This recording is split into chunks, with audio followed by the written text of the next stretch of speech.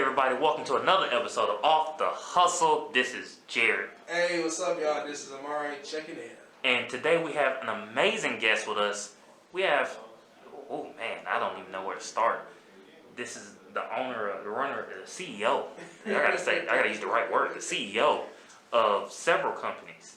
This is a man who knows merchandising better than most people out here. I'm pretty sure I own maybe 5 pieces that he's created in my closet right now. And on top of that, he started his own nonprofit. He's an author. He's a true business athlete.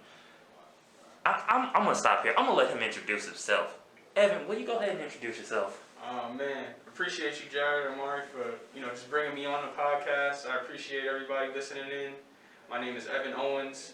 I'm an author. I'm a coach. I'm a strategist, and all around just life and business, man. I'm here to provide some value and really get into the.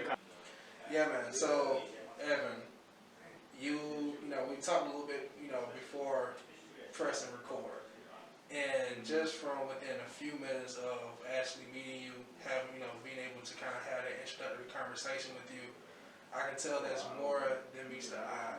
And when I sit down and I'm in your presence, I can tell that there's a life story being built for a major premiere.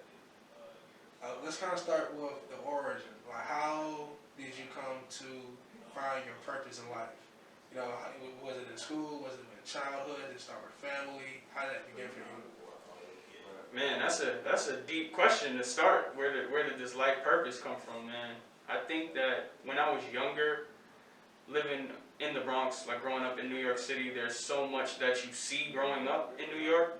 Life happens a lot faster than it does a lot of different places in the world, and that prepared me for everything that I'm facing at this point, right? I experienced all the seasons, snow, sleet, summer, hot, everything, and different types of people, diversity. I've been around so many different types of people, and it's put me in a position to just really see human nature, right? It started young from seeing poverty on the streets, people literally being homeless, just living on the streets, and I'm walking home and I'll ask my mom, why are they homeless? Can we give them something? Can we give them food? What can we do to help? So I can remember even from a young boy, I was trying to provide value and help others. And it's surreal still that years later, I'm a co-founder of a nonprofit organization that helps those same very people. And even in the slightest of ways, I'm doing my part. When it came to my life purpose, it came back in 2017 where I really had to look myself in the eye and say, I'm not happy about the person I was becoming. I had to really go and seek help. And it was in therapy that I really began connecting with that inner child again, and getting rid of, the moment in time of just the busyness that we get wrapped up in. And I began writing again. I began coloring. I began journaling, doing these baby steps and realizing what my passions were, and that was writing and speaking. So that's where I'm here to take my career today and really dive into the coaching and strategy and helping people. Yeah, that's good, man. I know you mentioned that you're from Bronx, New York. I've been there a few times, New York specifically, but I've been to some of the different boroughs. And one thing, from talking to people who are from New York as well, that have migrated to Atlanta or some other cities down south, when they talk about New York, I can see the pride, and I can tell that they have a sense of culture and a family tree that roots from that part of where they're from. And I've heard some people consider, clarify New York as like the concrete jungle, as the boroughs. Each borough, it has its different personality. You're going to have, of course, it's like a melting pot. I've heard quite a few references to this city that's further up north in the United States. Do you think that New York, in comparison to any other place in the country, provides a sense of upbringing that gets you ready, gets you battle tested for what's to come in your future, versus an Atlanta or somewhere else, that other people may migrate from? This is my personal opinion. I do. And the reason is because life happens at such a fast pace, we grow up quicker. in a certain sense. At 8, 9 years old, we're on public transportation by ourselves. When I first moved to Georgia when I was 16, everybody had a car. That's, unless you're the 1% or whatever the case may be, your parents are in the 1%, like as a teenager in New York City, everyone doesn't just have a car and is just driving around and making moves like that. You're getting on the 5 train and you're going from one borough to the next, you're going to the city, and you're out exploring and seeing the world, unless you've been capped in your own bubble. So sometimes different boroughs, you can become so encapsulated in and think that's its own world. So when it comes to the upbringing, you're prepared in a lot of different ways to move at different speeds. Another thing is how direct people are in New York. You won't get that in other places mostly. In New York, it's cut and dry. It's, you walk in the store, it's not, how's your day? Do you need help? It's, what do you want? Yeah. Like, hurry up. Like, time is money in New York City. Yeah. Right? Even when you're getting on a train, if you are not swiftly walking on that train, someone's going to cut in front of you and take your spot. And that's the dog-eat-dog mentality in a certain sense, because in New York, everybody has their own mission. You'll see thousands of people just walking around in their own world. And that is the drive, though. That's the beauty. There's so many people moving and shaking that have big dreams and aspirations, which is why people come to the city. So I definitely think that has played a major part in my mentality and when I go to these other places. When I go to California, I love California. It's a lot slower. The pace is a lot slower and people are a lot more lax. Might be because the weather is the same 95% of the year, right? So there's no change, there's no thought. When I'm out there too long, every day feels the same. Yeah. When I'm in New York, every day is different. You never really know what's about to go down. Yeah. When I'm in the South, it's a lot slower. It seems like everything is at my pace. You can become very complacent and comfortable in that. It's because no one is pushing you like, all right, let's get this going. Let's move. Let's get into action. Unless you create the speed that you're moving here. It's up to you. So that's what I'd say about upbringing in New York for sure. No, I like that you mentioned that because I'm from the South, but I've had the opportunity to travel a lot of different parts of this country, and I've seen the exact same thing you were saying, where when you go up north, northeast, it's more fast-paced. And you hit Midwest, it kind of slows a little. You know, people get a little bit nicer, but they still kind of, okay, this is what it is. They're still direct. And when you hit that West Coast area, like I said, it's more relaxed, it's chill, it's laid back. The pace is just slow. But when you hit the South, and you don't realize it when you're from here, but it's true what you're saying, you create your pace. And that's why I started to see a lot of the people who are classified as like top hustlers. A lot of them have spent a little bit of time down in the South where they built that, okay, I create my pace, so it doesn't matter if I go to New York and everything's moving super fast, I know how to slow it down for a little minute. When I go out west and everything's going super slow, I know how to pick things up and get things going. What would you say has been the biggest advantage of learning how to create and control your own pace before we get into like the story? Sure. But what was the biggest benefit of that? I'm a Jedi of mindset. Yeah, no, that's the biggest. Wow. The biggest benefit is to be able to walk into any room and feel like I belong. Right? So I can move to any pace. I can adapt to any environment, and that's not easy. People will literally become depressed being in a certain state too long because it's not familiar to them. Again, being from New York, every single season, everything you could think of, always on go. So to slow down and come down to the South and really pick that up was a blessing for me, because it's like, okay, I don't have to be on the hustle and bustle every minute of the day. I could take my time and do some yoga. I could take my time and drink my tea and have my meditation time and really be quiet and still. I also can get right out of that state and get to business. So that mentality has put me on a trajectory, I feel like, that the sky really is the limit. So there is no ceiling. And that is a mentality that unless you've experienced it, you're not going to even fathom what it looks like, because you can get cornered into these molds. So that's what I would say on that one. Oh man, I love it. It's that idea of, it's something I used to say when I was a kid, if it's meant to be, it's up to me. And it seems like you started to learn how to embody that. where I can switch my state, which is something that a lot of people can't do. That being able to switch your state is something that's key to just, I don't even say business, I say life.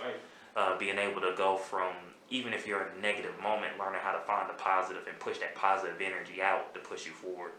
But let's dive into the story a little bit, because we've heard the story because you gave us a little rundown. But how did you progress from the Bronx, moving to slow Georgia, to making it to where you are now as, I say, a top hustler? Man, when I first moved to Georgia, it was culture shock for sure. It was a whole bunch of trees.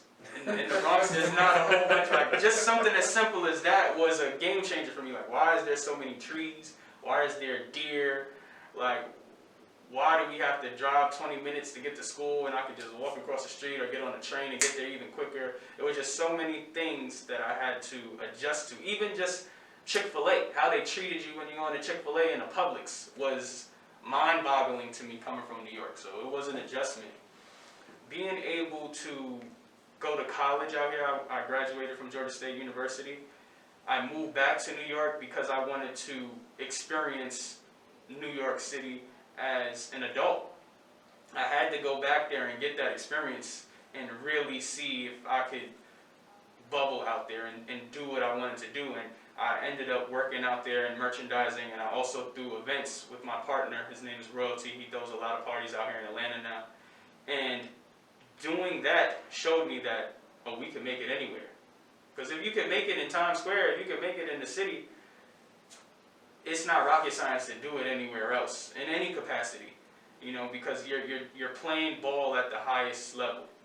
So it's kind of like a rites of passage, and I would say that because I have a few friends and people who stay in my neighborhood and friends I've met over the years from school and other places of life that are from New York City, and like they moved down here probably when they were fairly young, either a child or fairly early teenage years, and then right when we all graduated from high school, you can tell like they probably migrated back up to New York where they were from, and they spent a few years to kind of figure things out at an adult age. And it's like when they came back, either visiting down south or they migrated back here for living purposes, it's kind of like you can tell like they learned something. It's kind of like an easy way for me to refer to, like from a movie standpoint, it's like 300, where like Leonidas in the beginning of the movie where he goes off to, you know, fend for himself and learn the skills of how to survive and learn how to protect and lead.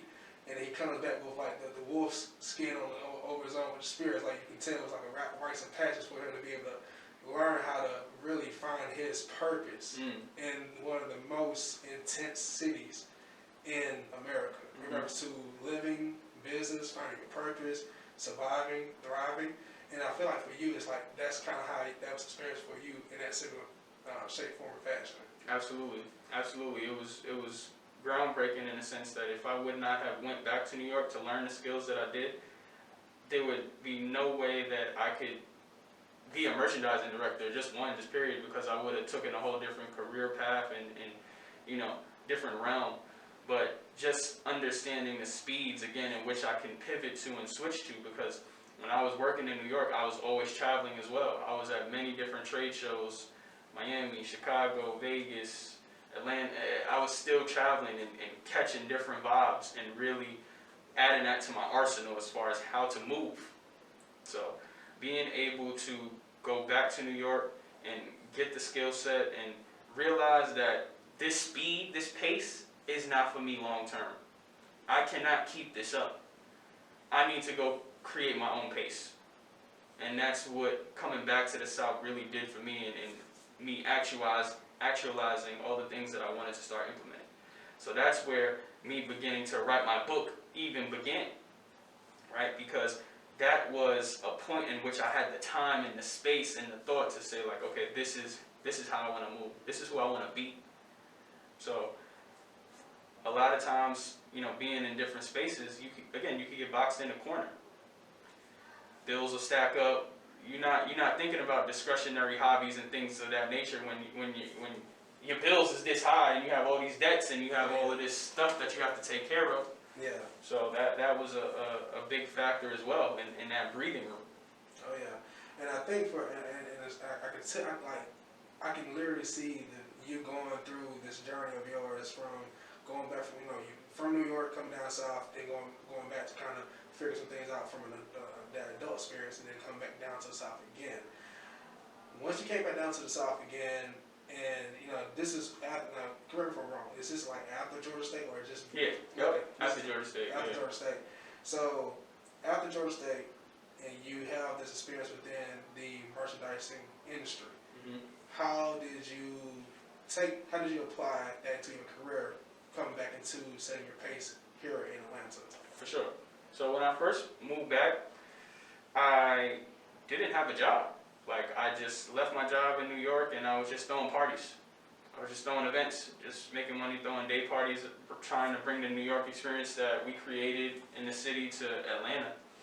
And I was doing events for quite some time, about 3, 4, 5 months, I'd say, like summer, pretty much, before LVRN reached out to me to let me know that there was a position available as they were concluding their joint venture deal with Interscope.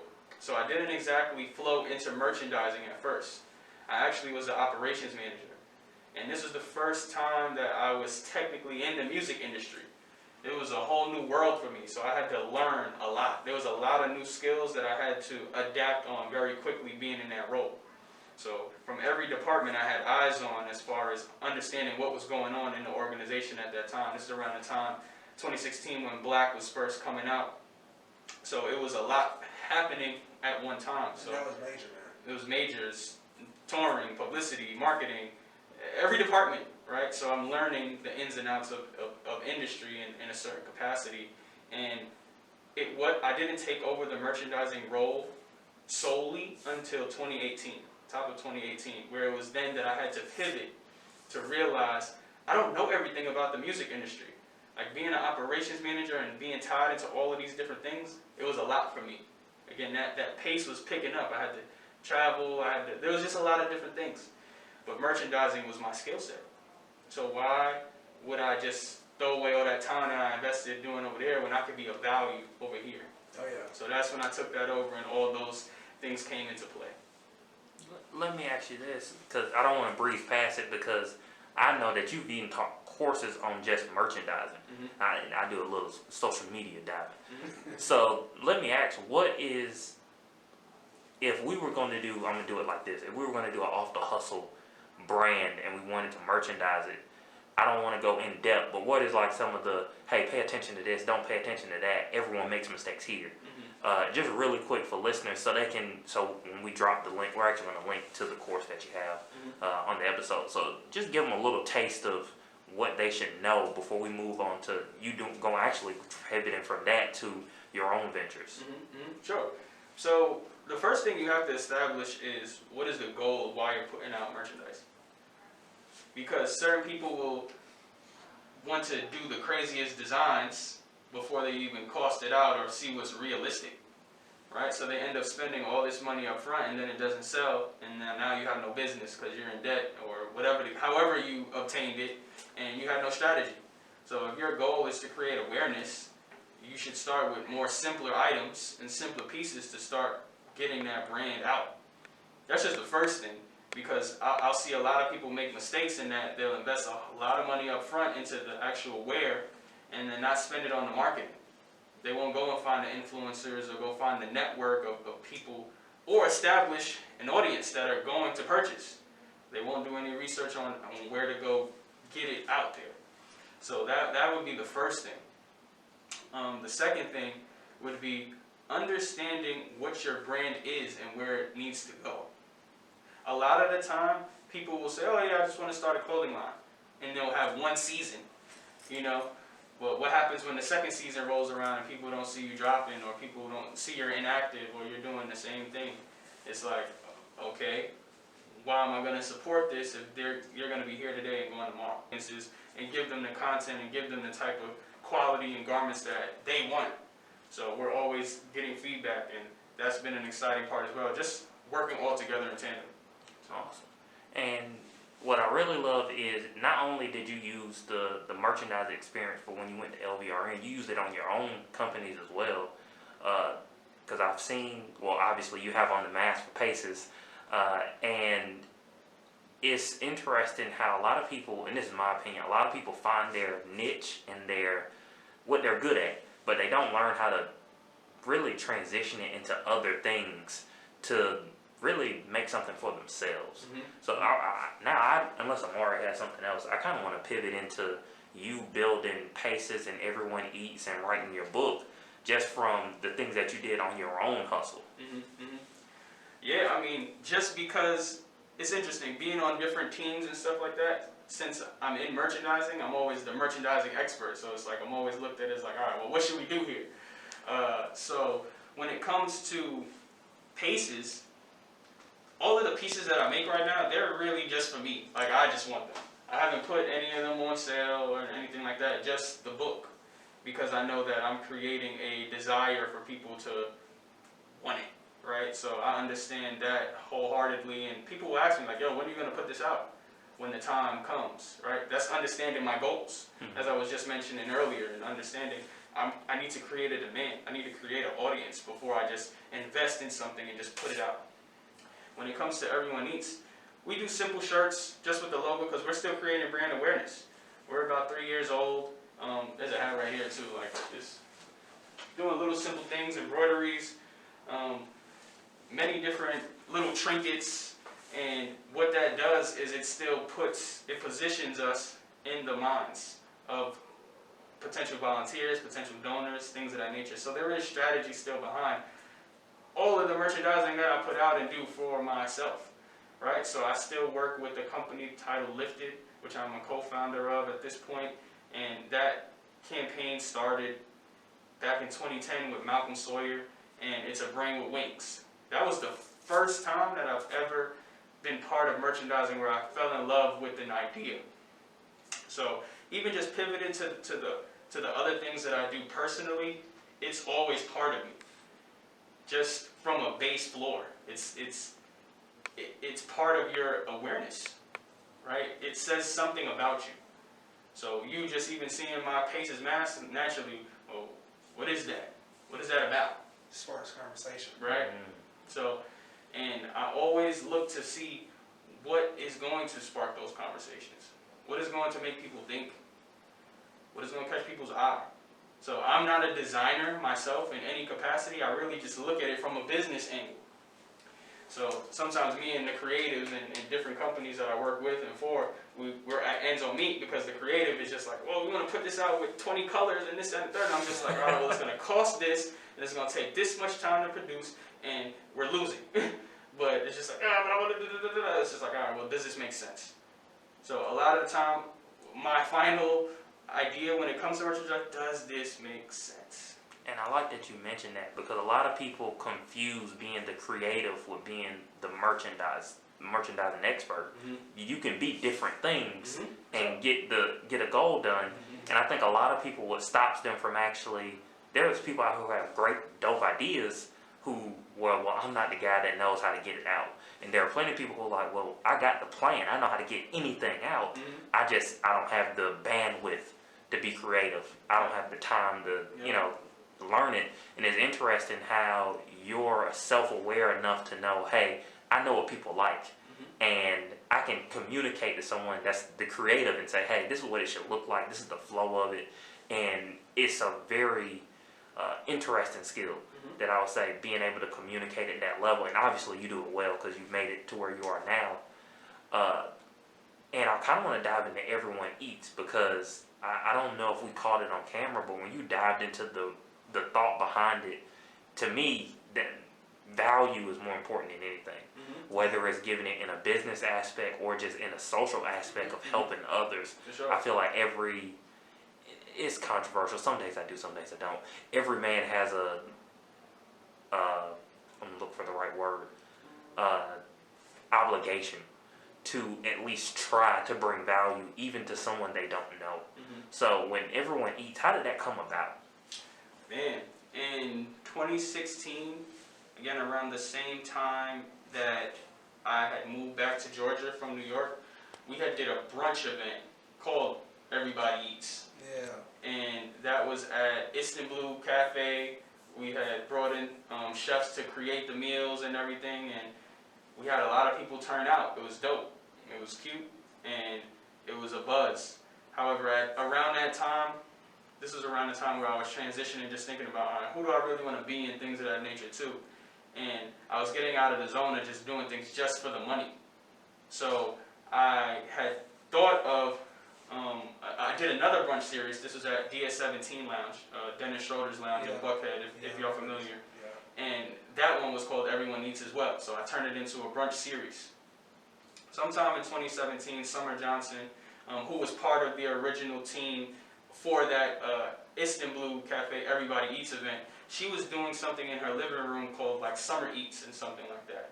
And she had reached out to me because she didn't want any problems. Like, she's so sweet. She's just like, I've been using the Everyone Eats name or da-da-da, I just don't want any confusion. Do you want to be a part of it? And this, that, and the third. And I told her, like, the only way that I would want to be a part of it is if we turn this into something more special, which would be giving back and serving.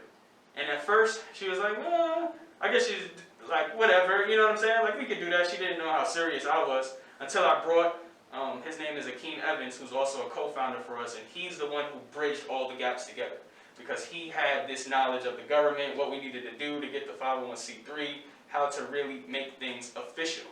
So he was our co-founder who really came together and put it together. After 2018, he left to Albania for 2 years, so he was missing in action 2 years, getting his life skills so that he could come back and really help take us to the next level, while Summer and I were here just building a team, interviewing, creating a board, really just hitting the pavement, doing different events and doing different socials and things of that nature. We've done so much, I don't even want to just jump into it, but last year, something really special that we did is with the assistance of the World Central Kitchen, we were feeding families 100 to 200 meals a day for 3 months during the pandemic. Wow. So from starting from a brunch event to Summer's living room to bringing in a king to really bridge the gap, 3 years later, we fed thousands of meals last year during a global pandemic. And it's just something, and not just we, all of the volunteers and people that came out and spent time and donated their time and services to help us be of value. So that's the best way I could kind of like bridge the whole thing together, so you can see a picture of like, and everyone may have a different story or a different part of it, but this is my story. It's just like, I can remember the day very vividly, Summer calling me like, I don't want people to think that I'm stealing your name and this, that, and the third. I'm just like, I don't care about that. Like, I'm not even doing events no more at this point. However, if you're going to use it, like this IP that I created in a capacity, let's do something with it. Yeah, and what I like about just this recent engagement within the conversation, there's certain things that stand out amongst others, and I like how when you talk about other people that you have collaborated with, you work with, partnered with, and you're able to learn about their story. You learn about their rites of passage and how they kind of paid their dues to get to where they are to cross paths with you at this point. And and I feel like that's kind of what it may not be a reason why you started your life coaching and we're starting P.A.C.E.S worldwide. What's that story looking like for you? How did that start? How did that come to be? Man, that's a great pivot, honestly, because in a certain capacity, I feel like I've always felt like a coach. I'm the friend that when people came to me, they would come to me for advice. They would come to me like, yo, Ev, what do you think about this? How should I pivot from here? Like, what would you do? Like, I always get that, like, it always rings to me too, like, what would Evan do? When my friends say that to me, like, am I the golden child or something like that? But it's like, at the same time, I'm human. Everyone makes mistakes and everything is not always going to be perfect. However, when it came to my friends really seeing massive successes in a lot of different areas in their lives, and they could really sit down and say, yo, thanks for that advice, bro. If you didn't tell me this wouldn't have went this way, it definitely triggered something to me that, oh, maybe I should take this serious. I think one day I just put out a feeler where I said, all right, I'm doing consulting now. And like the next day, like 5 people legit hit me up and said, yo, bro, how much is a consultation? Like, I really want to get with you. And I didn't take any of those offers at that time. I had no program, I had no base, I had no anything. I just was winging it. I was just like, that's not how I want to get value. I need to turn this into a structure. So it was last year during the pandemic that I joined E.T., the hip hop preacher, Dr. Eric Thomas program, Extreme Execution, and became certified in administering the DISC assessment. The DISC assessment was something that really was a game changer for me because I was able to become aware of my strengths and weaknesses. With doing so much work on myself, because you're not going to be able to assess someone else if you don't know yourself. So I had to dive into myself first to be able to really know where I can be of value. Doing that was so transformative. After that, just from then, I got my certification in March of last year till now. I've done hundreds of consultations, hundreds, and really have given value to so many, and people are just loving it. So I'm excited to just take that to the next level and see what that looks like. I don't want to breeze past this point because you mentioned 2020, where it's a year where a lot of people are like, man, it was rough, it was tough, things didn't go the way I had planned. But it seemed like that was a year for you, and I hear this from a lot of people who are actual hustlers. It was a year where even if things didn't go as planned, things went great because they made it go great. Mm-hmm. And I'm hearing that from you, and every time you mention one of those key moments, those pivotal moments, I keep hearing you bring back in your network. And it seems like you've built a very powerful network of people that not only rely on you, but you can also rely on to help you build. How important is that and I'm just talking in general, and I'm not even talking to another 27, 24-year-old, I'm talking to like a 13-year-old, Mm-hmm. someone who's really just starting their journey. How important would you say that is to them to make the right connections? I wouldn't even say friends, just the right connections early. Absolutely, that's a great point, and connections, because everyone is not necessarily a friend. Some people are business associates, some people are just associates, some people are categorized in different areas of your life. Some are there for seasons, some are there for real reasons, and time will reveal that. I think from a 13-year-old standpoint, that's what, like 7th, 8th grade. That's around the time when you're starting to go through puberty and starting to, realize certain things. The best thing that I would even say to them is to try everything. Because when I was younger, I was into everything. Which is why when I went to college, I tried everything. Joined a newspaper, joined this club, that club, and experienced so many different things that I had all these experiences. I joined an organization that was only women. It's called the Alliance for Women in Media, because I was a journalism major. I wasn't afraid to be the only male in the organization. Not only was I only the only male, I became a marketing chair in the organization. What did that do for my network? I knew all of the women that were in journalism at the school. So you have to put yourself in uncomfortable positions to grow. Yeah. Just period. So if you're 13 and you play basketball, maybe go try playing baseball. Go do something that you normally wouldn't do. And that will create those connections and those bonds when you're interacting in those different types of spaces. So try as many things as you possibly can to get those different arrays that feed into who you are. That's great, man.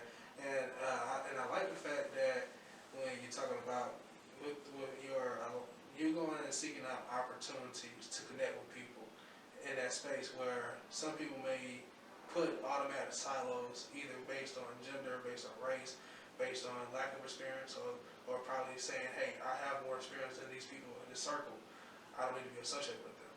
You took opportunities to say why not instead of saying why. I think for that was help. That's what helps any business athlete, propel into successful opportunities. Things like that cannot just find themselves by chance. It's all by design, in my opinion. For you, when you look at opportunity, are there certain key elements that you look at in reference, amongst others that make you say or make you decide on what to pursue or what not to pursue? Sure, that's a great question. When it comes to different opportunities that come my way, I say no to a lot of different things, just for the record. The reason now is because I am laser focused on building the P.A.C.E.S worldwide brand and taking that to the next level. That is, if anything takes away from that at this point, I have to say no. The way that I look at opportunities now, if it fits into this world that I'm trying to build, then we can do it. So I recently invested into a company that has lights and cameras and lenses and all these different types of things. Why? I need those services, right? I need to do interviews or do podcast, whatever it is that I need to do with the film and video. So instead of paying someone out of my pocket every single time, why don't I just put this bread here right now, just get this done, and now I have the service. Not only that, I'm helping somebody else who's serious about their business that's going to help them, and I get equity in it.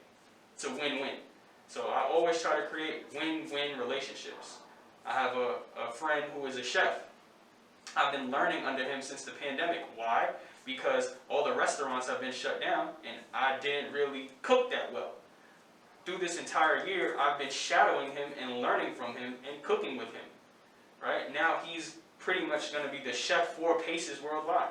He's going to be dropping tips and dropping hints and just dropping knowledge on my channels once it releases. Why? Because we put the time in. We built that relationship. He knows that I'm serious. And I can make a mean salmon now. It's a win-win. You know what I'm saying? So when you think about opportunities, if it's remotely a win-lose or a remotely break-even, I don't even go for those anymore. Yeah, because and I think that's, I like, and I kind of like, not kind of, I actually 100% like everything that you mentioned, especially amongst our entire conversation, because even with this conversation, it can multiply into other outlets. It's going to plant the seeds in other minds. It's going to plant the seeds into, of course, our initial introduction with each other and multiply into a bright future. I think, and I truly feel like for, like to Jarrett's point, he mentioned, he was like, hey, this is not for the 27, 28-year-old. This is for the 13-year-old.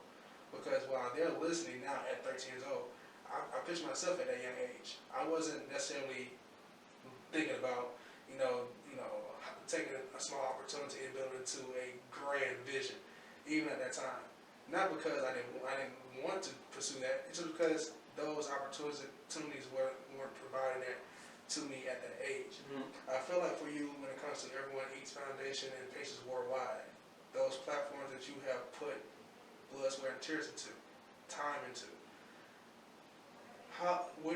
is there a certain end goal in mind when it comes to that you want to get those platforms to, or is it something that you're striving for, or are you still trying to figure that out? That's a great question as well. There's things that I think about of what it looks like, and it's all still being designed as we speak. But the best example I could give you is to be the minority Tony Robbins. That's what I see for P.A.C.E.S worldwide, right? So I've experienced Tony Robbins. I've been in his funnel as far as I read a book, I listened to a podcast, I watched some YouTube videos, I saw him in person, I experienced the Unleash the Power Within event, and the way he captivates and inspires people to take action. It's no secret to why he's the #1 life and business strategist. And he calls himself a strategist and not a motivational speaker because motivation is fleeting, right? Anybody can motivate you. What's going to inspire you to take action and change? And that stuck with me so crazy that this is what I want to do, right? Yeah. It naturally flows. It fits. It's a win-win, right? I am enriched by seeing other people win. And they can appreciate the value that I'm giving because it helps them win. It's a win-win. Yeah. Right? So when it comes to P.A.C.E.S worldwide, that's what I see for that. Everyone Eats is the philanthropy arm. Right? It's the seed. I used to always think, like, what if I have my own nonprofit organization that I can, take the funds and do the right thing, and really help people. And as we were starting it, I was thinking in my head, like, dang, we're really doing this. We can really start now. What's stopping us from doing it later when we have money? No, there's no better time than now. So that's, Everyone Eats is going to be here 30 years from now. Yeah. It's going to be here many years from now. We're setting the foundation to, right? We're setting the credibility to, and that's going to continue. because we have people who really support what we're doing and support the vision. So that's what I see for both of them. I like that. That's great. I'm feeling this is a good place to wrap because once you explain the vision of the future, I know, man. I think everybody else should just do their own research. And honestly, I would suggest anybody that's a hustler to reach out to you, especially P.A.C.E.S Worldwide, if they want to get that DISC assessment and get some real consultation to help them get some, what's the word I'm looking for? Direction to their vision. Because that's sometimes some of the biggest hurdle to overcome is you have the vision, but you don't know which way to point it. That being said, is there anything you want the people to know, where they can find you, where they can do more research, and how they can get in contact with you? For sure. So just before we wrap, what P.A.C.E.S stands for, the P is for passion, the A is for action, the C is for courage, the E is for energy. That's your pace. Everyone's pace is different speeds. Some slow, some fast, some middle. It doesn't matter. Those 4 things, that's your pace. If you follow those things, you'll have that S, which is success. Doesn't matter in which realm. So just understanding that piece and the why is just super important to me, because that is what's driven me to get to this point to where I am today, and what's going to propel me even in the future. So you can find me on Instagram at iSetTrends with 1 T. You can check out my website, www.pacesworldwide.com. The book is available for purchase now. And yeah, man, reach out to me. I'm excited to just create and help more winners. So thank you guys for having me, and appreciate your time. Appreciate it. This has been Jarrett. This is Omari. Peace. Peace. Oh, and if you're not following us, you need to do that at Off the Hustle podcast. Just had to throw that in, dude.